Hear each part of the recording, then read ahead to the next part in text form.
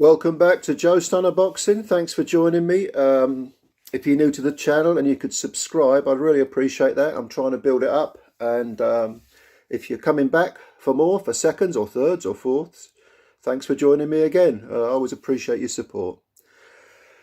Okay, so I made a video in the immediate aftermath of the George Kambosos, Teofimo Lopez fight. It was this morning if you're in the UK, it was last night if you're in the US, and it was literally like a few minutes after the fight that I made the video. It was a first impression sort of thing. Had a bit of trouble with the lighting, by the way, if you watched that video. Sorry about that. Lights just kept going out, but anyway, we sorted it in the end. But one of the many things, talking points, was that Lopez was adamant he won. He interrupted Kambosos' post-fight interview to say, I won, 10-2, I won every round, basically.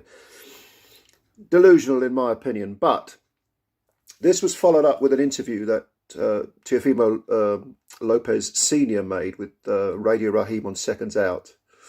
And I'm going to paraphrase a few things that he said. He said that, again, his son won every round. He kept saying he was touching him. He was too strong, too fast. He described it as a bullshit loss. And he kept saying, everybody knows my son won. The crowd apparently booed the decision.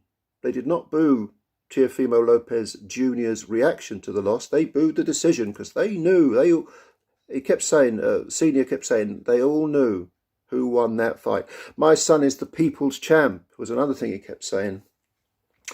And he also alluded to corruption and skullduggery via DAZN, saying we should have stayed with Top Rank because they're the ones that love us. That's how he phrased it. Interesting way of phrasing it, but there we are. Yeah, weight issues were mentioned, which we all knew about anyway. Prior to the fight, Senior was saying, don't worry about my son, I've been training him for 2 years and he'll get this kid done in a round and put 100 grand on a first round knockout. But no, he mentioned the weight issues. I should have got rid of the belts, moved up and what else did he say? Trying to think. He mentioned his corner work. He kept saying, well, when my son was coming back to the corner, I was saying, you got that one, you got that one. Yes, he was doing that. Rather than offering any sort of constructive advice, rather than living in the real world and recognising that Kambosos was clearly winning rounds, clearly in danger of taking the titles. But anyway, he said all of this stuff and more. Go watch it. It's on Seconds Out, interview with Radio Rahim. Now, as you can see, I'm wearing a Joker t-shirt. Fantastic film if you haven't seen it. One of the best films I've seen in the last 10 years. But this gentleman on my t-shirt had nothing on Teofimo Lopez Snr. Because you have to be higher than a kite to believe the stuff that he came out with.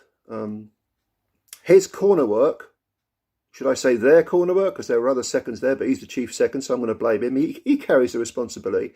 His corner work during that fight was lamentable, was absolutely woeful. Terrible corner work. To actually say, and the way he was in this interview, the way he was saying, I kept saying, you've got this one, don't worry about it. It was almost like he was saying, well, that means that my son won the rounds. No, you were completely hapless in that corner. Your son, his body language and his facial expression implied nothing other than, my God, I'm in a fight here. I'm losing this. And what did you do? You didn't do a damn thing. When your son picked up that horrendous cut, it was basically, I think it was a case of the swelling splitting more than the punch landed, although, of course, give Kambosos credit for landing the punch. When that horrendous cut happened, excuse me, and Junior went back to the corner, you didn't even tell him to sit down. He sat facing you with his back to the ring, and someone eventually started loosely swabbing at the cut, which then immediately, as soon as the fight resumed, it might have been the last round, I think, Junior's face was covered in blood again because that cut had not been treated. So the advice between rounds, and admittedly I didn't hear all the advice between every round because they don't broadcast it, but from what I heard, you weren't giving him any advice. You were just like a cheerleader. This was a case of, Tunde Ajayi, you know, bigging up with his, what is it, Lions in the Camp nonsense with Anthony Yard against Kovalev. You know, there was no real possible game plan or suggestion or anything about what you need to do. Throw this punch, watch out for this punch, you know, cover for this, you know, for this. This is what Kambosos is doing. This is what you've got to do to prevent it. You've got to, none of that stuff, at all. And you just told your son what was so the polar opposite of what was so glaringly obvious he was going through. So I don't know where this guy's coming from. I've long thought he's an eccentric character. They're now talking about going up to 140, which he said, you know, it's long overdue. Well, it's long overdue because you said in interviews before the fight, yeah, my son's been drained. So what? You can get rid of this guy in a round. There was no plan B at all. Other than knock him out. Boxing don't work like that. And if someone who has trained a guy who picked up all the belts, if he doesn't realise that, if Teofimo Lopez and Senior and Junior, if they are pure front runners who can only bask in any kind of reputation when they're on the front foot and they can't deal with any kind of adversity, they can't even live in the real world when faced with adversity, then Teofimo Lopez Jr. is in trouble if he fights Josh Taylor. He's in trouble if he fights Devin Haney at 140. He's in trouble if he fights any other world-class fighter. Because the way you learn is from your mistakes. I'll leave aside the issue of dignity, of losing with dignity and holding your hands up and saying, you know what, we've had our differences, but yeah, you know, you want to close. You could have at least said, well, it's a close-ish fight. My son did okay. Well done to Kambosos. Neither father nor son did that. They should have done, right? But apart from that, if you're going to win further world titles and you're going to come back and you're going to become the Hall of Fame great that you always claimed you were going to be, then you've got to live in the real world and you've got to own responsibility for your behaviour. You've got to say, yeah, I got beat. Oh, yeah, I did. This wasn't a great camp, and okay, I'll go away and I'll come back and I'll prove people wrong.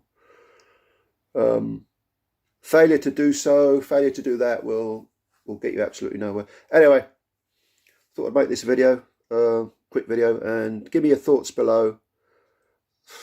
I think it's a shame because Lopez Jr. has got so much talent, but and he pretty seems like he's a nice enough kid, actually. You know, just that he's going through a bad patch, clearly. But anyway, give me your thoughts. Thanks for listening, and watch the video, subscribe, like the video, share the video. All support is always appreciated, and thank you for your support. And I'll speak to you again sometime. You take care.